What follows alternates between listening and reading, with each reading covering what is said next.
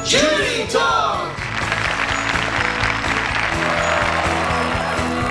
Welcome, ladies and gentlemen, to Judy Talk, the show where we talk about Judy and nothing else. Thank you. Thank you very much. Thank you. Well, ladies and gentlemen, this is a very special episode because we have a very special guest speaker coming to us live via satellite all the way from the Dutchman's. He doesn't normally talk about Judy, but today he's going to do exactly that. Would you please give a warm Judy Talk welcome to former Special Agent Mr. Philip Jeffries. Oh, hello. Yes, thank you so much, Mr. Jeffries, for agreeing to appear on the show today. I know this is not your normal cup of tea, but I figured we'd get right into things. You, along with one other individual, a Mr. Gordon Cole, are responsible for the formation of the Blue Rose Task Force. Is that correct? That's classified. Obviously not very effectively, it's not. Even we know about it. And you are the first individual to actually come into contact with the individual we now know as Judy. Could you explain a little bit about how that came to be? I was on assignment in Buenos Aires, tracking down the leader of a vast criminal enterprise. So you believed a trans-dimensional monster was running a cabal out of Argentina? At the time, I believed her to be human. One makes such assumptions in the course of the job. Of course. And you received at that time a letter from Judy, is that correct? There was a letter left at the desk of the Palm Deluxe Hotel. When I asked if Miss Judy was staying, the clerk gave it to me. He said the young lady left it. And this young lady was Judy, correct? I'm not sure. Well, what did the letter say? I never read it. You had a letter, potentially from Judy herself, and you never read it. Things got weird. I think I lost it. Suddenly, I was back in Philadelphia. I tried to warn Gordon about this strange man who was in his office. That would be Special Agent Dale Cooper, FBI agent and newest member of the Blue Rose Task Force. Why did you suspect something was up with him? Somehow, I knew he was wrong. I'd been to this place. It was above a convenience store. I don't know how long. And this was part of the investigation into Judy. I think she owned the place. It was in Seattle. Now, was this before or after Buenos Aires? That's classified. No, it's not. You just don't remember, do you? All right, I don't remember. I was disoriented. Do you know why one thing happens after another thing? I don't. I think you still may be disoriented. Possibly. It's slippery in here. And then I was back in the hotel. Made the bellhop crap himself. I'd have laughed if I wasn't so weirded out. That is pretty funny. But you didn't tell Gordon anything about Judy, despite the fact that that appears to have been the purpose of your assignment. Could you explain why? She gives me the heebies. That does seem to be a common complaint. Mr. Jeffries, is this Judy? Is that a yes? Mr. Jeffries. Mr. Jeffries is having a little lie down or little sit up or stand up or however you fit in. Let's just briefly recap what we already know. The answer, almost bupkis. We know that Judy's name was originally Jiao Day, which became corrupted over time into Judy. And we know via Gordon Cole, who knew via Major Briggs, that Jiao Day was an extreme negative force. And that, frankly, is all that we know for sure. What we're left with is a whole lot of speculation and inference based on various topics. We have this thing, which we see a few times in the series, and which could definitely seem to fit the description of a strong negative force, as vague as that is. We have this symbol, which appears in numerous places and which is referenced in hushed tones, but never defined by anyone. We have a scratching noise in a record, and a banging noise referred to as mother. We have something really bizarre happening to Sarah Palmer, which appears quite sinister, and we regard these things as being connected to Judy. But in fact, we don't know any of that for certain, so let's go through and see what we can determine. Possibly the first reference to Judy that we have occurs in the original series when Major Briggs is found drugged at the hands of Wyndham Earle. After his rescue, he appears very confused and disoriented, including about his own name. Garland?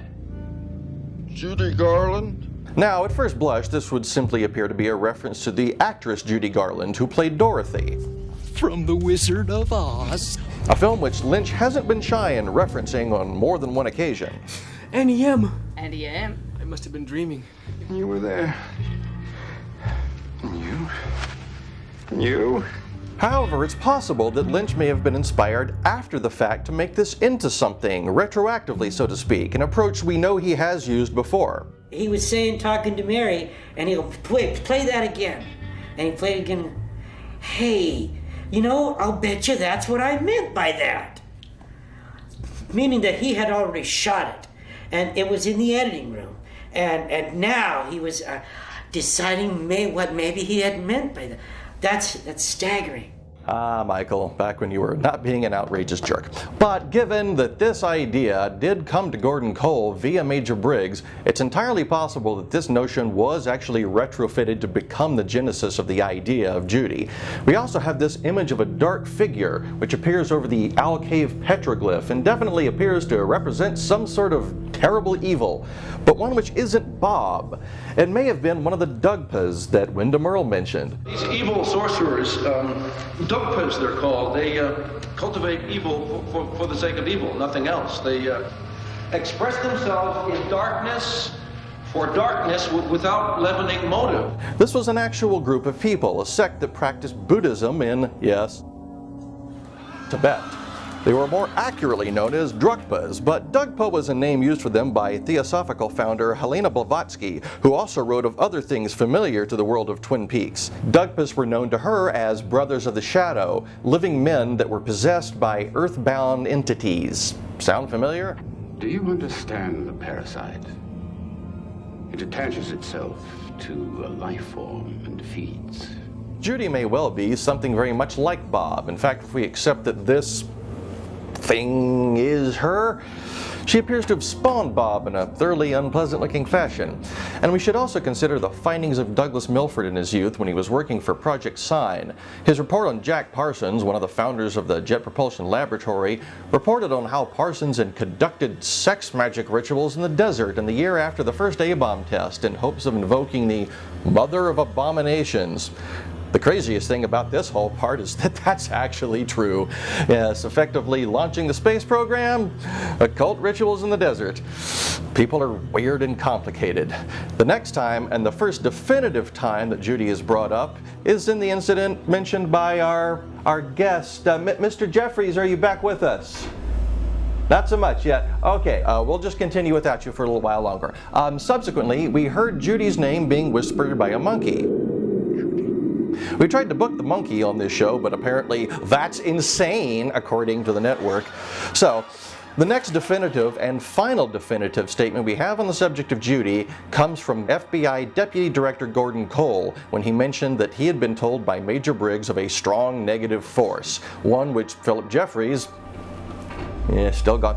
Philip Jeffries had earlier mentioned to him. I think it's safe to say that he did not realize at this point that these were both referring to the same entity, because Mr. C did not appear to know who Judy was, and he did appear to know everything Cooper knew.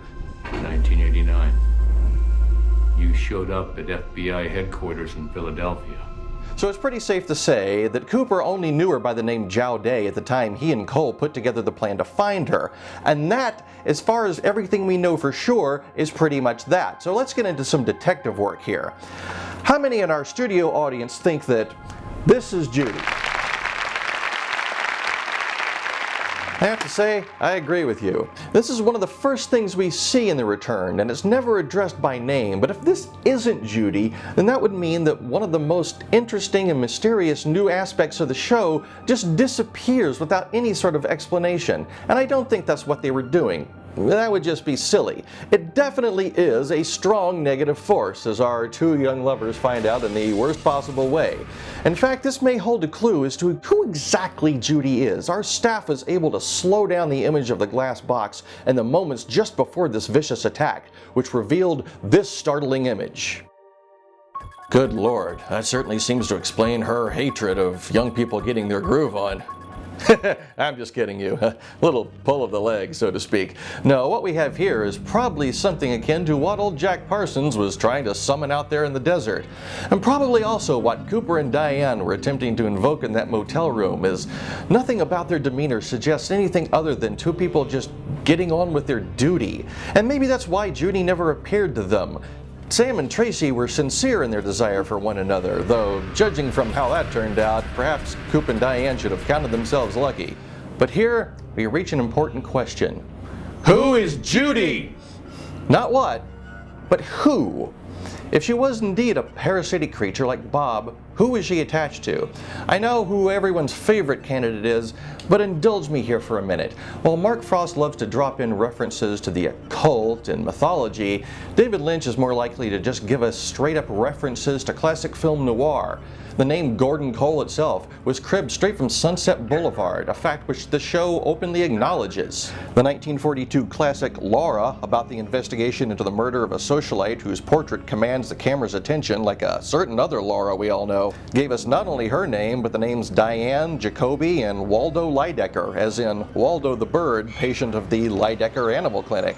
And there's also a very on-the-nose reference to Hitchcock's 1958 classic Vertigo in regards to Cheryl Lee's multiple characters throughout the series. After playing the body of blonde Laura Palmer, she showed up in the series playing her brunette cousin, Madeline Ferguson, a combination of Vertigo's two lead character names, Madeline Elster and Scotty Ferguson. Spoilers for this 60-year-old film, Vertigo tells the story of a man who falls in love with a woman he's supposed to be protecting who tragically dies because she believes a ghost lives within her and wants her to kill herself. There's someone within me and she says I must die. He later meets her again, this time as a brunette who, like Maddie, dies the same way as her blonde incarnation.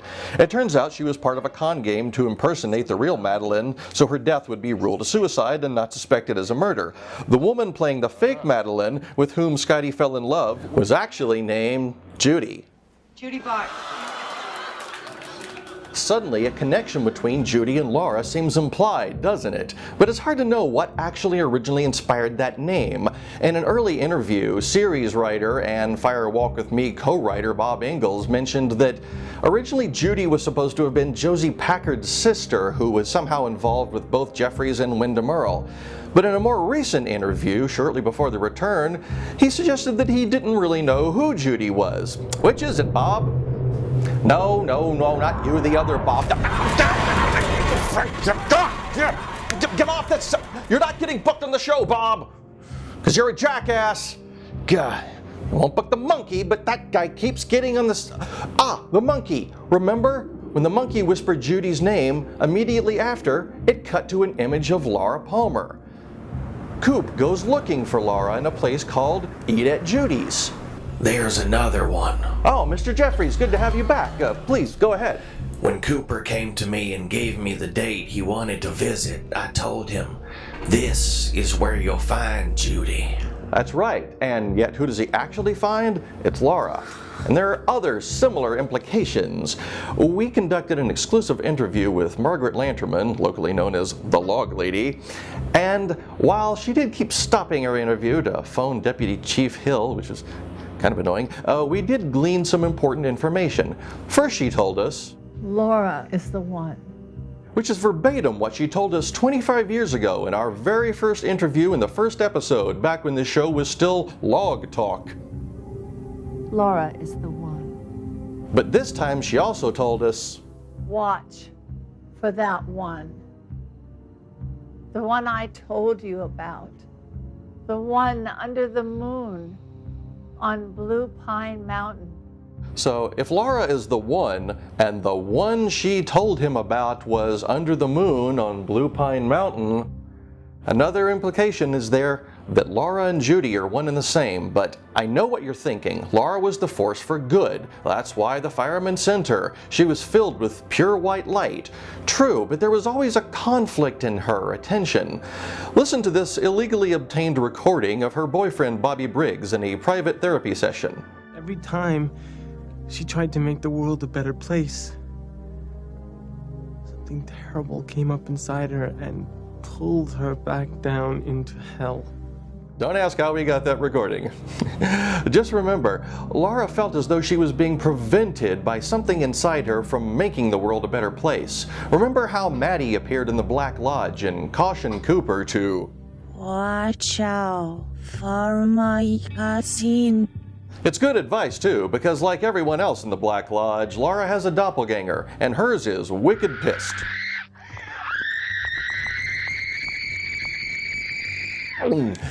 Pure rage, am I right? Her shadow self is pretty darn shadowy, and it may have something to do with the fact that in her youth, her mother swallowed a big bug. We know this is her because Agent Preston's follow-up investigation confirmed that Sarah Palmer did live in that town when the woodsman attacked in 1956. Now you can dicker all you want about how that doesn't prove that she was the one it happened to, but let's face it, this is the closest to confirmation we can possibly get, because everyone was unconscious when it happened, including her, and it's not like she could have officially confirmed. I swallowed a bug. Also worth noting is that Sarah Palmer's maiden name was Novak, as in Kim Novak, who played Madeline and Judy in Vertigo. Who's to say? But we do know that that big bug that crawled in her mouth was coughed up by you-know-who.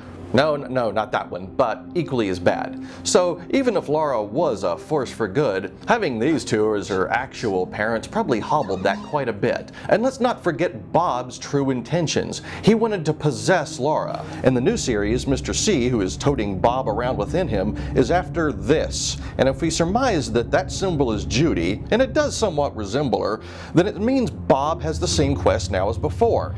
We know Mr. C had set up the glass box experiment because he had formed a vast criminal enterprise.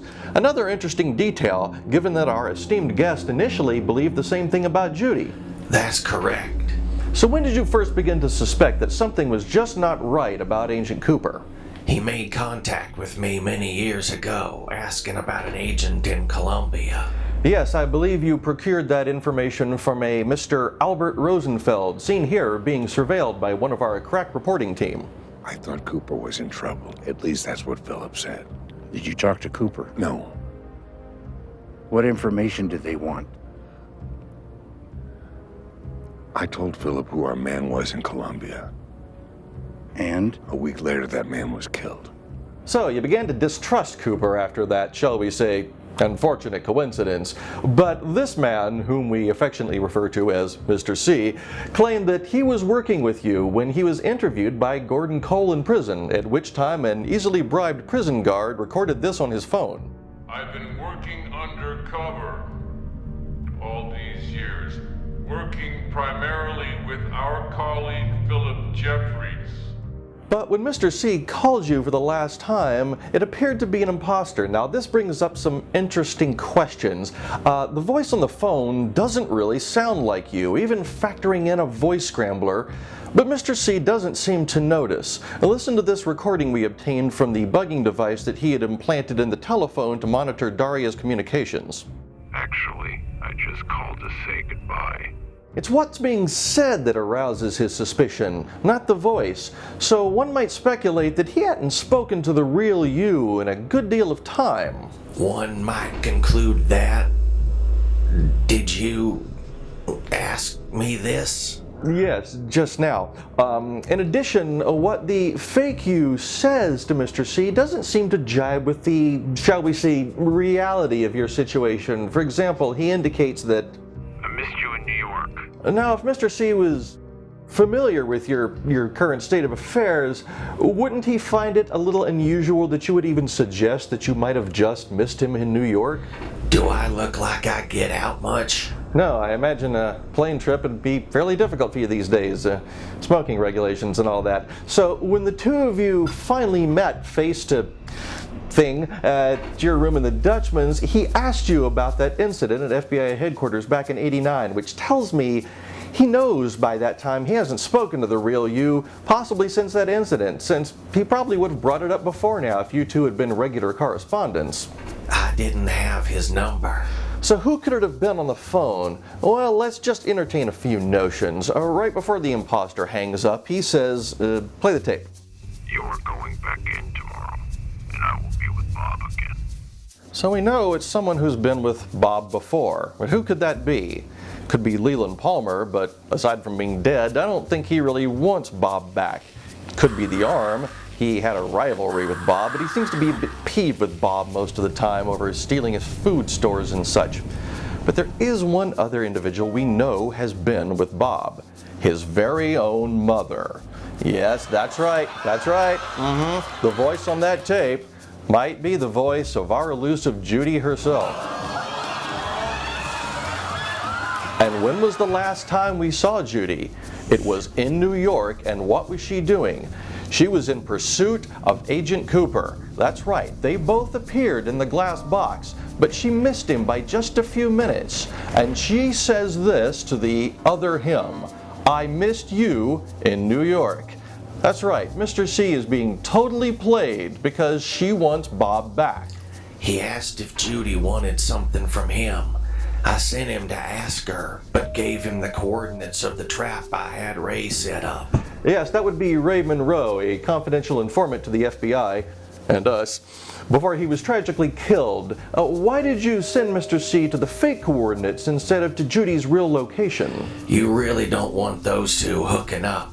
Besides, she and Bob are parent and child. That's just wrong. And it wouldn't be the first time that subject has come up in Twin Peaks either.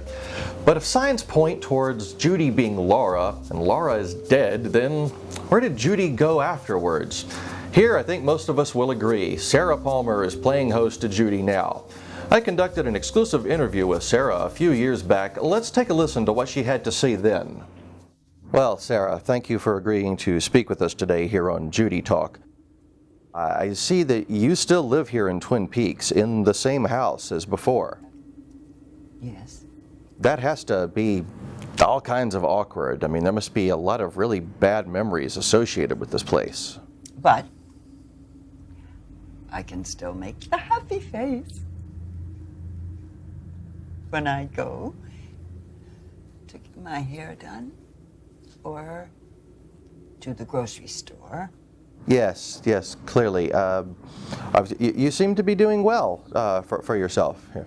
Inside, it's one thing. Then there's step aside.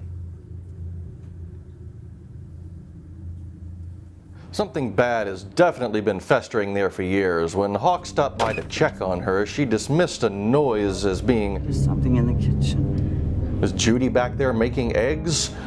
Also, let's not forget why Hawk was making that welfare check in the first place. Sarah had just freaked out in a very public place after seeing a bag of turkey jerky. Weird, huh? What about that would have set her off? Is it smoked? Maybe the idea of smoked meat reminded her of something from her childhood. Maybe it was the idea of that image of a turkey, or perhaps it's a hand, though really, technically, what's the difference, on Hawk's map. But what's important here is to realize, partway through the conversation, Sarah is no longer talking about the turkey jerky, something that the cashier doesn't realize, because she's a normal, sane person. What must be kept in mind here is that this scene is playing out in a convenience store. When Sarah says, "Were you here when they first came?" she's talking about something other than the product behind the counter.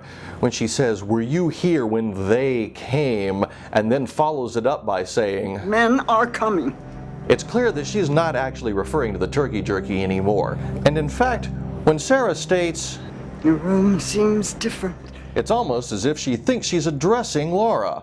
Note that Coop goes searching for Laura in a place called Judy's, but Sarah acts as though she's speaking to her in a place called Carrie's. Sarah was always an oddball. She had multiple visions in the original series, and she channeled a voice from the Black Lodge to give a message to Major Briggs. She cemented her place in the pantheon of Twin Peaks weirdness when she plucked her face off in a bar. Yes, we'd seen her daughter do that before in the Black Lodge, but where Laura was filled with white light, Sarah had a creepy-looking hand, or perhaps a turkey, inside her face with one messed-up ring finger. And as Gordon Cole had previously told us, this is the spiritual mound, the spiritual finger. You think about that, Tammy. if the symbol on Hog's map is a turkey, perhaps it harkens back to Laura Palmer's lament to James. I'm gone. All gone. Like a turkey in the corn. This symbol, however, certainly relates to Sarah's situation, and when Hawk told the sheriff that you don't ever want to know about that, I don't think he was telling him he didn't want to understand what the symbol represented, but rather he would never want to know that on a personal level. Bob represented evil, predation, violence, death. Judy, I would suggest, represents something else, pain. Not physical pain, but deep emotional pain, inconsolable grief. Sarah lost her daughter, then 2 weeks later lost her husband after finding out he was the killer. If the Lodge beings feed on pain and sorrow, they found an inexhaustible banquet in Sarah whose grief will never end. And when Cooper prevented Laura's death, it was cutting off Judy's meal ticket, and she flew into a rage at Laura's smiling face, yet, try as she might, she could cause it no injury, and so she stole Laura away.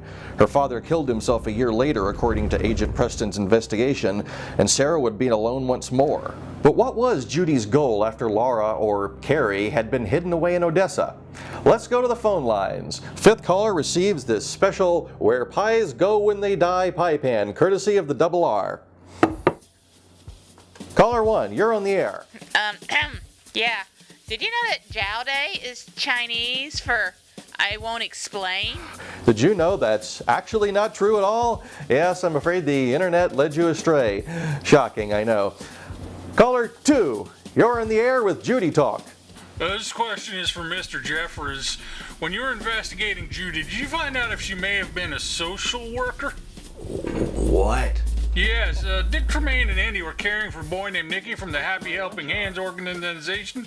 And his caseworker was named Judy Swain, and his parents died under weird circumstances, and Andy thought he might be the devil, and Nicky's actually an old name for the devil, and maybe Judy was trying to recruit followers, you know? Who are these people? I think in this case that might just mean that sometimes people are actually just named Judy. I mean, given that there was a Mike and Bobby in the show that had no connection to Mike and Bob, so this person probably had no connection. Yes, thank you. Thank you very much. Yes. Caller number 3, you're in the air. Yeah, you said Mr. C was trying to find Judy, but he told Jeffries there that he didn't know who Judy even was. So doesn't that make you full of crap? Well, I see why you might say that, but you might recall that Mr. C said, What do you mean I've met Judy? So, it's not that he didn't know about Judy, he just didn't know her by that name. Or perhaps he's asking who Judy's current familiar is, such as Bob had with Leland. So, you see, there's actually nothing confusing here. Nothing confusing? Nope, nothing. Caller number 4, you're on the air. Yeah, I don't understand this show. Half the time you talk about Twin Peaks like it really happened, and the other half you admit it's a TV show, and talk about the writers and what season something happened. You can't keep your format straight. Well, if that's the sort of thing you find confusing, perhaps Twin Peaks simply isn't the show for you. See? You just admitted it's a show. But you've got this guy in a costume pretending to be one of the characters? You have no idea what you're talking about. Yes, of course. Yes, well, that is certainly one opinion, perfectly valid one, I'm sure.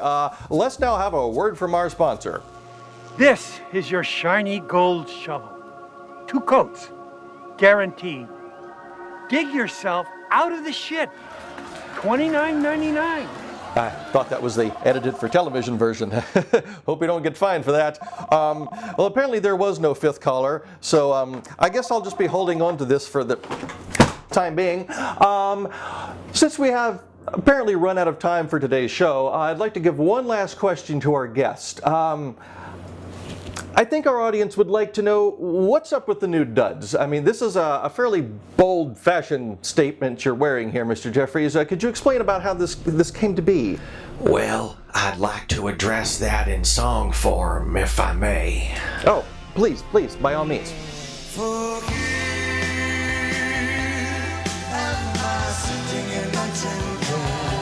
I'm not sure if we have clearance to use that song, so let's just call it a day. Goodbye, everyone, and until next episode, keep talking about Judy.